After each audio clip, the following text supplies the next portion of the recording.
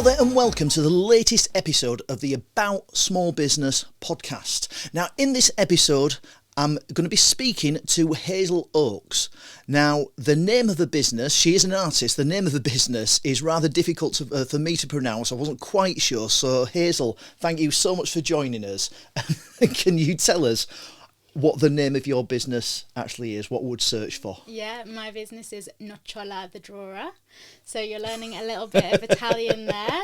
Nocciola the Drawer. Yeah. I could have probably made a bit of an effort and said that, so I apologise for that. No, but it's good for, if you go to Italy, that's where I picked up the name. It means hazelnut. So Nocciola, so like the same sound as ciao is in the middle there. Right. Because when people read it, I get quite a lot of different ways to pronounce it, but Nocciola is hazelnut. Nocciola, right, okay, there we go. So And the best gelato flavour, it's hazelnut. Right, okay. I shouldn't really say this. I'm not actually a massive fan of nuts in that sense. So, not allergic, but often you do claim to be allergic. But anyway, Yeah. that's by the by. Certainly a thoughtful name for your business. I have to ask though, has it caused problems when people search for you? So it depends on how you look at it. So everything is still under Hazel Oakes, like I am an artist. So Right. If you search my name, like LinkedIn, things like that, you can find me that way. But it's more about the type of business that I am and why that name is there. So Yeah. it is hard for people to pronounce, or if I'm saying what my email address is or website. But now we have so many things with technology that you like scan this, scan that. Yeah. So, LinkedIn QR codes and things like that. QR Yeah, codes. a lot easier. And there is no other Nocciola the Drawer. So it means that I can start conversations about it. So it's a conversation starter. It isn't the easiest to spell, but I'm very good at spelling. Yeah. I think it's a really interesting and obviously creative approach to it, which obviously fits in with your business. Yeah. Now, I mean, whenever I hear an artist, because myself, I loved drawing at school and used to be sort of reasonably good. My mother's an artist and I know lots of people love drawing. Kids love drawing. Not very many managed to make a career of it. So I'm guessing that you were one of those children who loved drawing, loved colouring in, loved anything to do with that. Is that fair? Yeah, anything creative. I was always colouring in something, had so many colouring books. My mum can draw. I remember like her teaching me how to draw shoes, and she liked to draw ballet dancers. Yeah. And I've just always enjoyed drawing, and that's why the drawer is in my name. Like it all starts with drawing creativity.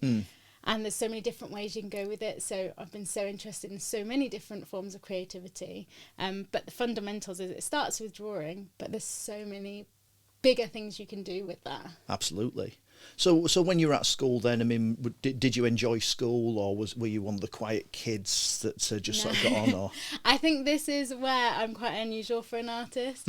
I'm quite outgoing. I love socialising. You've got quite a big personality. Big personality, yeah, exactly.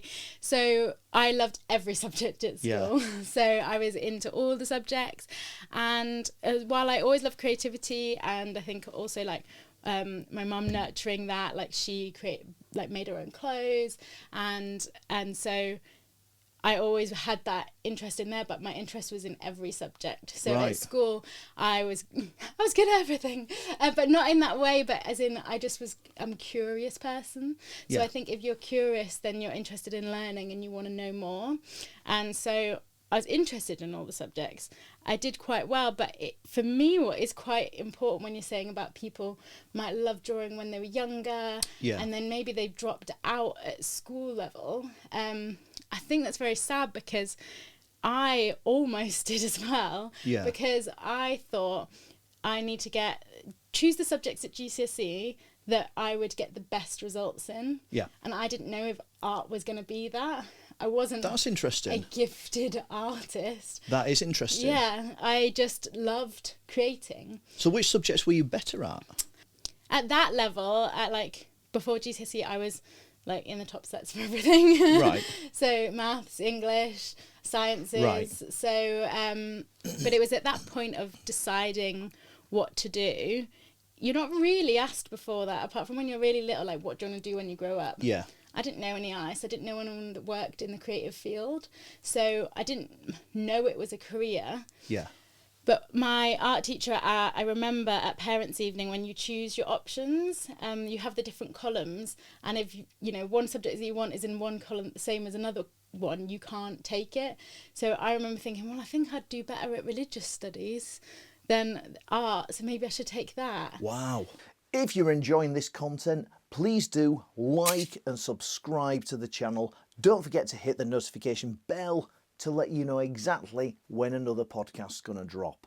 And then I'm sorry, but just, you know, having met you and just looking at you, just to hear you say that you were actually considering doing religious studies over art, I don't think, I mean, speaking as a former teacher, Yeah. I can't think of a single child I've met or person I've met that would have considered religious studies over education, over art. And it's not that I'm very religious. Like, No, I think it was just about, I knew that I thought I might get better results. Right. But my art teacher said to my parents, I think she should take art. And I think that's the first time someone had said, like, I think this is a subject for you. Yeah. As much as I, you know, because I did quite well over the board, there wasn't anything that I particularly was above anything else. Right. So even though I'd always been creative, like creative story writing and all this, like I love sticking things together, like when you're building things. Yeah. And I wasn't gifted. So it wasn't that everyone's like, wow, that's amazing what you're doing. So then you get that confirmation. But actually, I think that was a real turning point. And then from there, once I started doing art GCSE, I was like, I love this. So, I mean, from what you say, this is really quite fascinating and not what I expected at all. So basically, you've taken a subject that you clearly enjoyed, but not necessarily where you thought that was going to be what would serve you well, and you've made it into a career. Now, I suspect your other aptitudes have helped with the business side of it, but I just that's just really quite remarkable that of all the. I mean, I can't comment on how naturally gifted you are. You may be being modest there, but certainly I've met a lot of naturally gifted children, and such a huge number of those gifted drawers then go on to never do anything with it ever again. Which I do think is a shame, but I do obviously appreciate that there is a limit to what people have got to do at the time. So, in terms of your decision to then follow that, that came at GCSE? What, at that point were you thinking, right, this is me, this is what I'm going to do? So from there, I don't really remember before that thinking about career or like far in the future. I just enjoyed doing the subject, doing the work, working hard. But I never really thought about what I want to be in the future. Like my mum was a midwife, my dad was in the military. Right.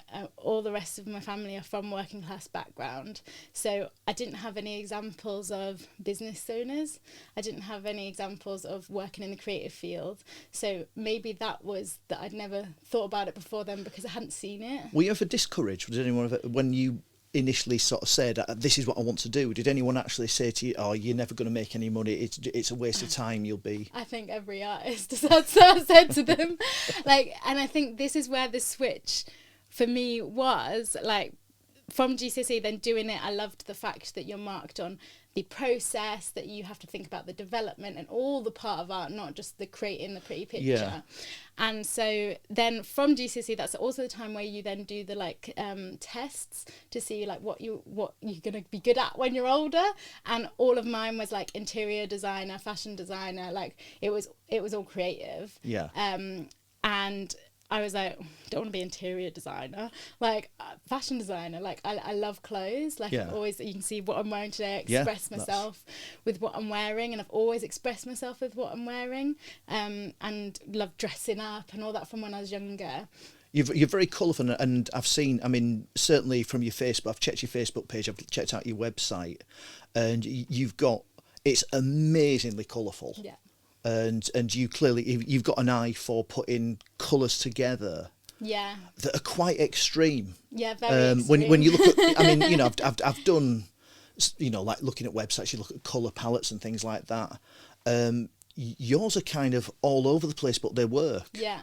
I think that is what, when you're saying like gifted artists or things like that, I don't claim to be that, but I'm very good with colour. Yeah. And I know that is my power, but also how I use colour, and that is why I create the artwork I do. Like, I want people to feel something, so that if you use certain colours, then it makes you feel that, and it's the contrast of colours as well. I don't do lines around my artwork, which means that you have to play on the contrast of two colours, and so for something to stand out, it has to work with a certain tone and colour together. It's interesting because the last person I interviewed, a chap called Dave Head, who's basically from a web design sort of marketing company. That was what he was saying he was doing. It's like he says, I colour in for a living. Yeah. I colour in. But he's doing it digitally. Yeah. But it's interesting because he was talking very knowledgeably and just giving some real insights about how powerful those colour choices really can be in terms of evoking some sort of emotion in people. And he's obviously using that to invoke the emotions of buyers. Yeah. Now that's. I'm gonna have to listen to that one. it's definitely well. The interesting thing is like I don't know how much thought you give colour in that respect, in that commercial respect. Like, is this going to make people buy it, or is it just something that you're creating and kind of hoping? And what's the process? The colour is about evoking the feeling, so it's. All of my art is bright, bold and colourful, so that is my selling point as an artist. Your sort of trademark, and that's what, so people, if they want something bold and colourful, they know they can come to you. I'm not going to do black and white, like, and so if you want that black and white or heritage look, that's not what you come in. It's much more contemporary what I do, and it is purely about the colour is the main attraction that people pick me for. I have figures, it's all very flat, my artwork, but it has an energy, and the energy comes from the colour, the contrast of colours and the patterns and the shape of the people and how they interact within the artwork.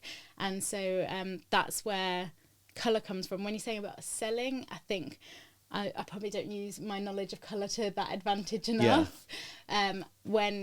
Because I'm thinking about the artwork, and because I work a lot in public spaces, on the street, then it's about when people see that artwork in that site, how does it make them feel? What are those colours doing, and the impact and the size of the piece? How does it impact them as soon as they see it? And manipulating people en masse then. Yeah. Making them feel. Which is what they do for sales. It's just really interesting that you've come in sort of for the week after Dave. And, you know, you've both got this talent, you've both got this enthusiasm and energy about colour, but just different ways that it can be used that I think would go over.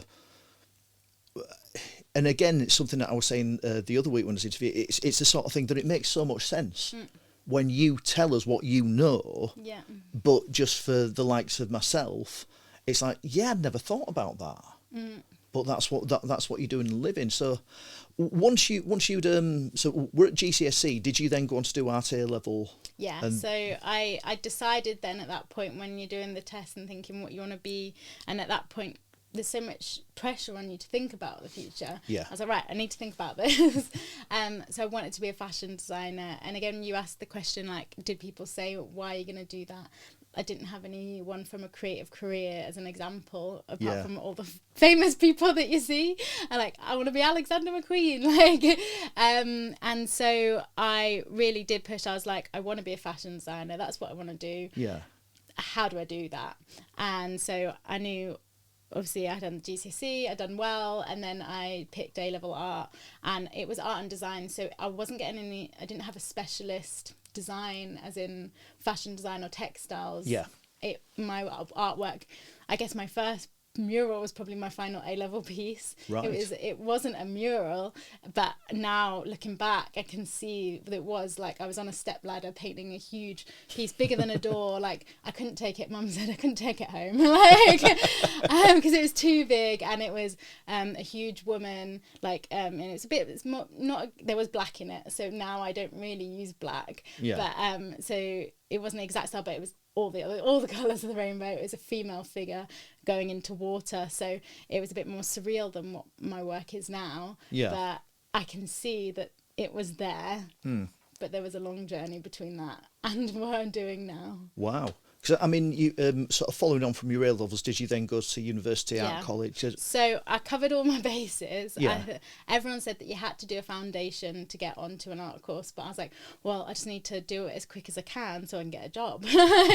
So luckily, like my parents did support, even though they didn't probably understand what I was getting into. You've got two very traditional careers there, which is why I did sort of ask, and I mean, really lucky that they so just wanted you to be happy, really. But also it's me, you know, being stubborn. Like it's what I want to do. Once I decided on something, that was it. So that combination of the support and I guess educating myself on it so that I could then feed back to them like how it works. Yeah. So I applied for like foundation at Newcastle to do that, but I also applied to Northumbria University, and that was my first choice to do fashion design, hoping that I could get straight on the course rather than do the foundation, even though now I would have loved to do the foundation because you get to do every subject. Yeah. But I was thinking more in the logical, like... Are you still that broad in terms of your interests? Are you still... I'm interested in everything, but I have specialist subjects, so I'm curious about everything. And what I love about being a mural artist is that I get to work with different people. So even though I'm doing it in my style with the voice of the bright, bold, colourful, and having an impact with the artwork, I get to work with scientists. Like I did some murals at the Life Science Centre in the labs there. So it's getting to know lots of different subjects still, even though the piece is a public art piece that's meant to be understood by everybody and is in my style, but I still get to like dabble in different industries. So it sounds fascinating. So you went to you went to Northumbria? I went to Northumbria in the end. I got in, even though again it was that thing, you know, I as an artist, one reason why I wanted to do murals and large scale was to have that impact to inspire people to go after the things they want to do. I say one of my taglines is I'm trying to spread my joy for life one splash of colour at a time. So I can't really do a mural for something that I am not interested in, but I have a lot of interests. And that is because, you know, thinking about how I almost didn't choose art. And then when I applied to university, it was back when you had to go in person, show the portfolio. We didn't have websites. No. And you had to or send your work on a CD. And when you're saying about how I use colour and whether I'm using it well enough on my website, probably not. Because I think the presentation of my work sometimes in the form of putting it together as a portfolio does I sell my work. I felt that at this age, like I felt like I know that I advocate for myself, my work and my process, and I couldn't make the interview date, so I had to send it on a CD. I was like to we didn't have posh programs to put it on. I don't know what it would have been on, something really basic where you just had to take photos of your work and then just put Instagram it on. Then yeah Instagram but old. And I remember thinking like I'm worried that my work won't speak for itself, and because I can't make the interview, because I'd obviously applied to other universities as well. I went to those interviews and with my physical portfolio, and my teacher said, just send it. Like, I was like, okay, fine, I'll send it. I'll send the CD, even though I'm worried that it's not going to have the effect that I wanted it to get in the first time, without a foundation degree. So, and all those things I still apply now. And what I say to other artists, you know, quite often people are like, I'm not ready, I haven't got just do it. I think it's that thing, no one's ever really ready for anything, other. It's and again, I think it's, you know, another thing that is quite interesting with your approach to art, like from a young age. It seems to me you've worked really hard at it, And as I say, I mean, looking at your work, it looks like to me like the work of someone that's talented. But again, one of those sort of sayings, you know, that I heard, funnily enough, in just a random school assembly, and it was that hard work beats talent without hard work. Yeah. And that seems to be a philosophy you've applied, and the kind of just do it, which I would imagine is what sets you apart from a lot of the talented drawers at school. It's you've gone for it and you've made it happen. Yeah. So you must have been at university with a lot of people like that. Are you still in touch with many of the other artists that were on your course? So this is how I'm quite unique. So because I come from a military family, I did cadets growing up. I love the outdoors, and so my job at university at the weekends was officer training corps. So most of my friends are from the course, and while I was still in touch, I've had a lot of different lives actually since university. Right. A lot of different career paths I've actually taken before I'm doing what I'm doing now. Okay, can you tell us a little bit about that? Yeah, so I was, dead set being a fashion designer. I moved to London, worked with a fashion designer down there. I've lived in France and worked for Element Skateboard. Like, I've worked for quite a lot of different brands. Right. What I didn't realise I was doing is freelancing myself for set periods of time, whether that's like 3 months, 6 months, a year. Yeah. I did like extra little bits in small studios that were like a balloon making bespoke studio. Okay. So it was all, what I realised quite often was, some of them were small creative businesses that were fashion design or creative businesses that I worked with. And while I was dead set on being a fashion designer, I realised I loved all of the bits of the industry. Yeah. But I wanted to focus on women's wear. I wasn't interested in menswear. We had to do it at university. Just to be clear, when you say you're interested in all areas of the industry, are you talking the design industry or the fashion industry? The fashion industry, right. So whether that was the high-end bespoke, or whether it was the streetwear, or whether it was the more accessible, because for me, what I loved about fashion design was the story and the depth behind it. So things like Alexander McQueen, like the artistry in it. And I would talk to my friends and they would be like, I just don't get it. Like, it wasn't speaking to them, it was speaking to me as an artist. Yeah. But it wasn't speaking to them as someone who wears clothes. And so I found that really interesting, that that just didn't resonate. And I think it is because of the things of the higher brands. Sometimes you think, well, it's not accessible because if you don't have the money for it, you can't enjoy it. And so that really like got my curiosity. So I worked in France for Element Skateboard, and that was very like lifestyle brand. Like I didn't even know anything about the surf scene, like and the skateboarding scene. But there it was like all of the offices, Billabong, Elements are all together. It's like kind of like a university campus for all those brands. It's I mean that was a Billabong place and Rip Curl. They were big. Like when I went to Australia, that was massive over there. The big surf culture thing. Exactly, and so this was what I was really curious about. But then I never thought about doing a master's, because this is again going back to a master's for me was someone who was very talented, and I didn't see myself as that. And I know your original question was asking, do I keep in touch with people from university? Now, some of them are fashion designers and have done really well, and they were very talented, and they've pursued that area that they were very talented in.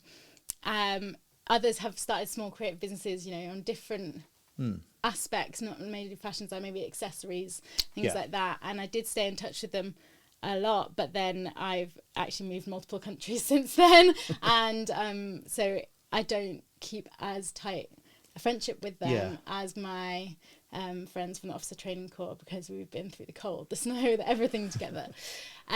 So with that different curiosity, I went to a talk, and a woman was saying she was setting up a master's in Kingston, and that the master's was about interdisciplinary collaboration, so within the different industries that do the masters there. Yeah. So that really interested me. So more about not the fashion world, but design world. Yeah. How different disciplines can work together and create something very different. So you'd worked for a while, then went back Yeah. to study. Yeah. So I applied. I didn't apply to any other master's courses. That was the only one, and it was with the aspect that I would do it part-time so I could work as well. Was it a case of like this master, this particular course made you want to do the masters, Yeah. or were you thinking, I'd like to extend my study? No, this particular course made me want to do a master's, but also because I got to the end of doing when I did my BA. Yeah. I realised I'm not a catwalk designer, but I don't want to be a high street designer. What do I do? So that was, I dabbled in a lot of different ones, and while I enjoyed them, it was still like, when you be a fashion designer, you have to have a signature style, you have to have, your target audience, all this. Yeah. And I felt like I hadn't found mine yet. But I still loved fashion and expressing myself with clothes and drawing, and I loved the drawing part of it. And what's funny actually is we had an illustration component in the degree, and that was probably my lowest mark. Right. Because I don't know, I didn't draw as a fashion illustrator. I tried. I probably had lots of different ways that I drew, different to how I draw now. But that part wasn't pushed. It wasn't, it was the start of digital, so yeah. we got shown how to use Illustrator and Photoshop, but that was like one session in a blue moon, like, and yeah. I was very like old school. I like my pen and paper. Yeah. So it wasn't really, the course was at Northumbria Fashion Design, so it wasn't really pushing an illustration career, or that I still hadn't, like, world still hadn't opened up to me. Right. Okay, so following on from your masters then, yeah, because we've still got to get to Italy. I'm conscious of sorry. that. I feel like we're gone quite in depth into some of the bits that I'll try and like post to the key parts. But so the masters, I worked as a bridal consultant in London, and then I did the masters right. part-time, and this very much was great with the interdiscipline modules, and we worked with like a scent brand, we worked with a sustainable brand, and it was very much opening up the design industry. Yeah. But also very self-initiated with the projects you did, so it wasn't really following, and maybe that was also the aspect of there wasn't as much time together with the other fashion design students, and they were all traditional fashion designers, and I knew that wasn't for me. But I guess this is where business came for me. Right. So I actually joined the entrepreneur program at Kingston. They had like an after school program, and they have a big business department there. I'd never been interested in business before. I remember at A-level, like, business studies, why would I do that? Like, I just hadn't, it sounded boring. And so I then I heard about this program, and I was like, that sounds really interesting. So then I was around people that were setting up businesses in all different areas, and there was a program to follow, so you were learning things, and there was a competition, and you could win money. And so I spent my Were you ever financially motivated then, or? I guess I love prizes. So is it a case of winning rather than money itself? Yeah, I feel like it's winning. Yeah, you don't come across as anyone that's been. I mean, we've not. I mean, in the podcast, I'm not really interested in more. I'm more interested in the passions. That's what this is about. I mean, there's a 1,000,001 podcasts out there that it's about. This is how you make money. Yeah. But I do kind of feel that whilst obviously we all need money, if that's your focus, you're kind of missing the point. Yeah. And it's interesting that, at this point you're now interested in business, but it's about the sort of winning prizes and that sort of excitement. And just as you see it, you can see you're kind of getting a bit giddy. Yeah. You see the little girl come and say, yes, go on. Yeah, quite often at school I did win the art prize, even though people were not praising my work. Like, if you walked into the art studio, there'd be other people's work. They'd be like, wow, that's an amazing painting. But it was, I think, more that I follow the program. Like, that's it. As in, I go in depth in the process, in the story of it all, rather than just creating the pretty picture. Even though now, if you look at my work, you do see that, Yeah. the impact of the one visual. But yeah, it was about winning the prizes. But and I know that incentivizes me. But it was also, again, that thing of like it being validated. So my business then was a lingerie brand, which is what I wanted to do, actually, because I did work at a lingerie brand for a bit, a high-end lingerie brand. But back at the BA, you couldn't do lingerie. It had to be women's wear, whether that's high street or couture. And so, again, it was that curious, like, that's what I was interested in. But I do think all of these things, I said I was interested in women's wear, not men's wear, is because I see how things empower women. And that's what I do in my artwork now. While I empower and inspire communities, so it's not just women's voices that I share. That is a big drive in the artwork that I do, like painting a large scale woman on the street. It then makes women that see it feel empowered. Yeah. And that's what I wanted to do with this business as well. So I won so like 250 quid. It wasn't a very big prize. And then I was like, right, I've got my business plan now. Like, I'm doing this. So my master's final project was a small lingerie brand. That was about the city woman. I lived in London, that enjoys a sense of adventure, and each of the collections was inspired by places in London. And the reason why I say that is because that is actually very important to what I do now, place being a key part of my work. And so I got funding from a startup company, right? So that funded startups. But again, this was all, new avenues that I didn't know about. It was only because of the entrepreneur program that I had to like pitch and business, how it was going to work, 5-year plan, all that stuff. And so that was the first time I got into that. And so then that's what I did in London while being a bridal consultant still. And then this is where my shift changes again. Right. Quite a pivotal point there. Very pivotal point.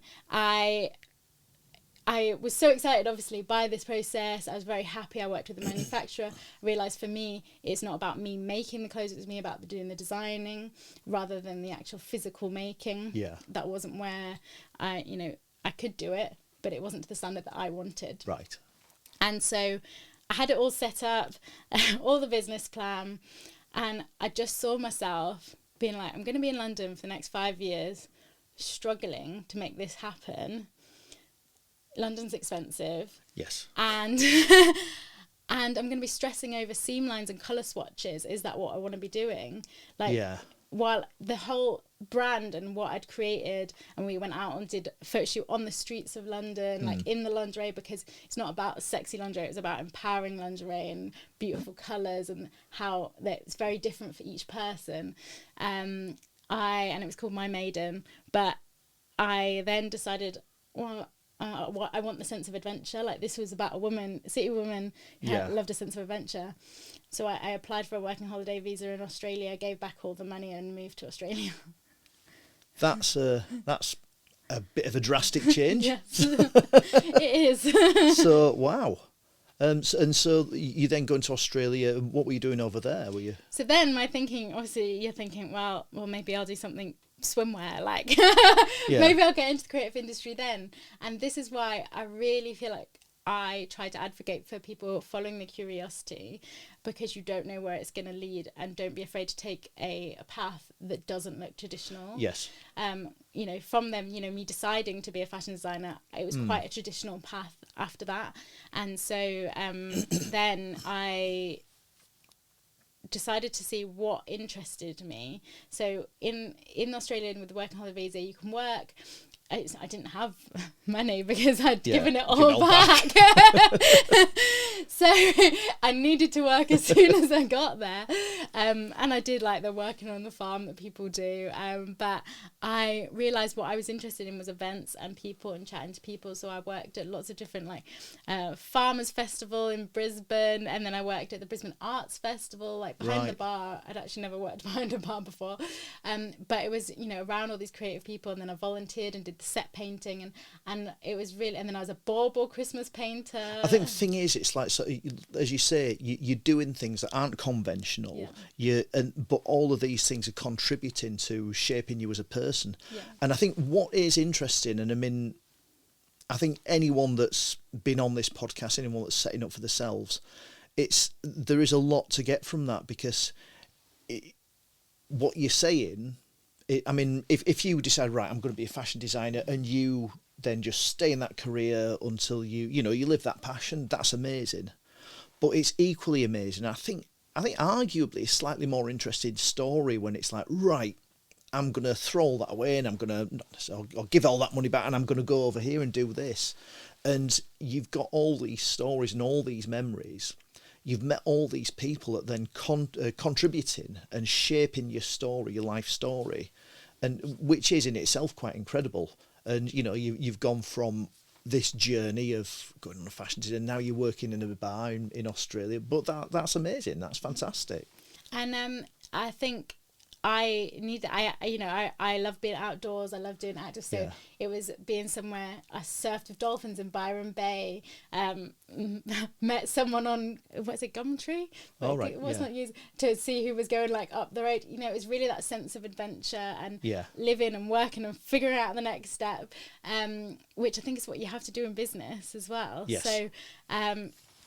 While it looked like I was completely going off course, like I said, all those people and all those memories, it feeds into what I'm doing now. What I'm doing now with my business, it's very much about site-specific artwork to be in a community. So whether that is in an educational environment or whether it's on the streets, it is about representing that community in artwork. And so spending all that time with different people in different places. Australia was the first. Then I moved to Canada and did a ski season in Whistler and worked at the ski school, and I'd only skied like 3 weeks before. So and then it was like doing that extreme things that I'd never gone off piste before. Like it was, it opens up your mind to all these different ideas and different people and different things I didn't really know much again about, like the ski world. And so it was opening up all these ideas and things like that. There in the mountains there was artists. So it was like, oh, you set up an art career here that's to do with skiing, to do with mountains and the outdoors, and they all fed in. But then the ultimate thing that made me set up what I'm doing now was moving to Italy. So while I would come back from these places and decide what the next step was, and it is in that point where all of your peers are going up the ladder of the career that they've chosen. So there is that pressure, like, it looks like I'm going completely off piste here. I just felt this need to go to different places and learn new things. And so I would come back, I would maybe like look at jobs in other areas of the design industry, thinking like, well, maybe I want to do advertising, or maybe like I want to do something with my creative career that I started, but it's not fashion anymore. And actually deciding that, because I thought, maybe I would then come back to it after all of this. Any of these decisions, like sort of dotting from place to place, was it ever scary, or did it just come naturally to you? I think it's scary telling people. I think it's saying to people, this is what I'm doing now, is probably the scary thing. And I think you can't say it's not scary, because if you're like jumping into, right, I'm going to go there, do this, it's probably more the perception of what other people think that I think is probably the hardest. I do think I have a natural flair to follow my heart. But I think everyone does, and quite often people will push that down. I was going to say, because what strikes me is, I think with what you're doing, the decisions you're making, I think a lot of people would be sort of balking at that in many ways, but I believe, fundamentally, that would be sort of an element of envy or possibly jealousy that you are just now? you're doing what you want, which, I mean, it is a no regrets thing. I mean, the amount of people that are just getting up and going to, I mean, I've respect for anyone that's getting up, working, paying the bills. You can't take that away from anyone. That's an admirable thing to do. But if that's at the expense of the mental health and the expense of not being truly who they are. And I think, when you're saying that, whether it comes out, I do think there is a natural element to it, but there is that you do have to fight for yourself Yes. with other people, and even if it's people's well wishes and they want the best for you, but they think, you know, pick the safer route. Yeah.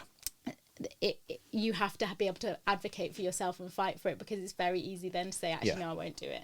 And I think that was the point of Italy, made such a difference. And that was the point when you're saying about mental health. I think I've always advocated for my mental health being the best it can, because I've followed my heart. And again, like putting that into artwork, and you know, my artwork's very joyful, but I have had artwork in the past that wasn't, because it reflects what you are in the space of. That's interesting, actually, because sort of just having spoken to you, you know, and met you before, it's really difficult to imagine that side of you exists. I mean, I know it exists in all of us, but I mean, I've spoken to people, and you can see you know, they've got that sort of in a demon's tormenting them and things like that. You really don't come across like that. You seem to. And I think it is just because of that choice. And I think sometimes if you're in a undecided place, that's when it will creep up. So I remember then coming back from Canada and being like, right, I've got to get back on the career ladder. Like, this, what have I been doing? You know, it's not like I've made loads of money doing all this, because I've invested in myself in the adventure part. So all the money I earned from these jobs, I then was like going adventuring. So I was like, you know, I had a good trajectory. What am I doing with my life? But I didn't feel like I'm fitting in London anymore. I didn't know whether being back in the northeast would work. And so I was really struggling. I ended up being a photographer, like going around the country, and maybe you've come across this, but Shakespeare, oh no, I can't remember what it was. I was employed by a photography company that photographs Shakespearean schools. All right. And so it's about empowering kids through Shakespeare. Yeah. So I was going around, but what I realised is the thing that I didn't enjoy, even though I love taking photographs, and the reason why I'd got the job is because I was taking photographs on all these travels, and I was photographer at Notting Hill Carnival and all these things. So I had a portfolio of work, but I didn't.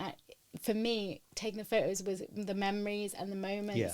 And actually that, for me, I still take photographs now, inspires the artwork. For me, that is not my final artwork piece. I'm not a photographer. So I was going around the country by myself, like driving to these gigs in random theatres. Yeah. But I wasn't happy. And I was like, well, I'm doing something creative. I'm moving around, but it wasn't the outlet for me. And I was like, right, it's travel still that interests me. It's not being in the UK, traveling around in a car to go to these theatres, even though I loved what they were doing with the kids with Shakespeare and the message of it. Right, and really got to evaluate, okay, so I love to travel. Can I get paid to travel? So I was like, so I applied to be a trip manager in Italy with the Contiki, which is a young person. The sort of equivalent to 1830, 18 to 35 is the cut-off. So I was still in that age range when I applied. And so I was like, I actually applied. I did that thing again. I think it's the same at university. I applied to multiple universities. I had the one that I wanted was my aim, and that I wanted my path to be, but let's play it safe and have backups.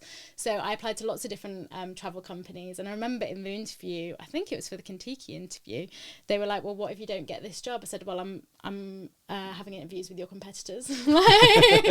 So I very much went in it again really determined. Whereas I'd been in actually lots of different interviews in London for creative agencies and things like that, and hadn't got any of them. And that's what made me feel a bit defeated. And I feel like this is the one point where I was like, my mental health isn't doing well because I'm not doing the things I love. Yeah. And so that's why I was like, right, okay. So I went, and again, this was the point where people were like, you're doing what? Like, really? So is that what? And I was like, yeah, I was like, I want to live in Florence. Like, why not? I want to do that. And even though I probably didn't even really know what the job entailed, really, because I'd always solo traveled. Yeah. So I'd never been on group trips. But actually, it was the perfect setup for the last stop. before being a business owner and doing what I'm doing now, because I've got a YouTube channel as well, and on that I've done a video of like all the jobs that helped me be the business person I am now. Because in that job, you're a trip manager, you have to speak on a microphone, speak in front of people, and say things, which is what you have to do as a business owner. You have to advocate for yourself. If you don't advocate for yourself in your own business, no one else exactly is going to do you have to go up to people, you have to put out fires, like you have to think on your feet, and pick different routes, and also kind of perform in front of people. Do you find self-promotion easy?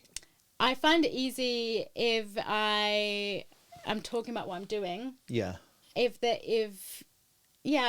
think I do find it easy. So if I'm speaking, but when you're saying, things like the website, I don't think I perform as well on that as I do when I'm meeting people and working and saying what I'm doing.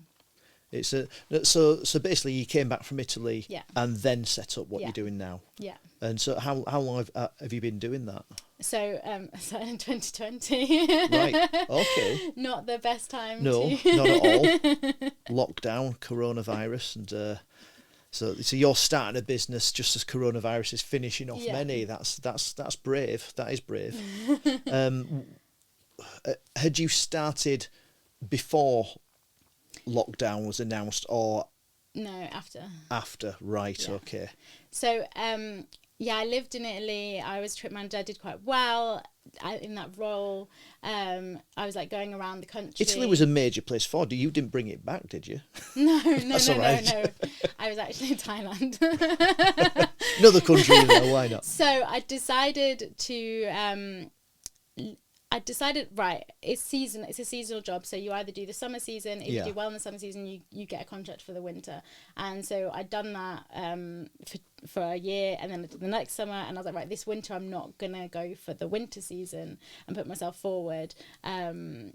I want to travel and see what's next, decide what's next. So I was actually in that point of like, the winter of 2019-20, traveling, but also deciding what is next, like what does the future look like, and what do I want to do.